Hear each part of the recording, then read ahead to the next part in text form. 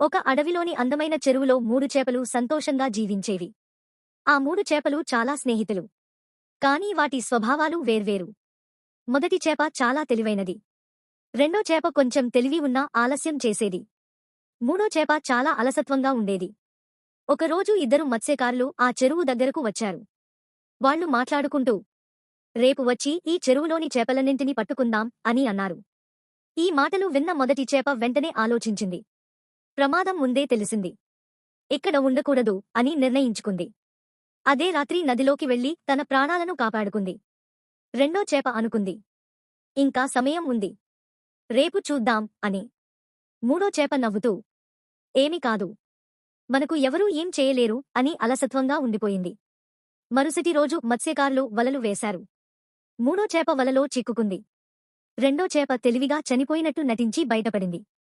కానీ మొదటి చేప అప్పటికే సురక్షితంగా దూరంగా ఉంది. చివరికి రెండో చేప తప్పించుకున్నా, మూడో చేప మాత్రం ప్రాణాలు కోల్పోయింది. నీతి, మోరల్: ముందు చూపు ఉన్నవారు ఎప్పుడూ సురక్షితంగా ఉంటారు.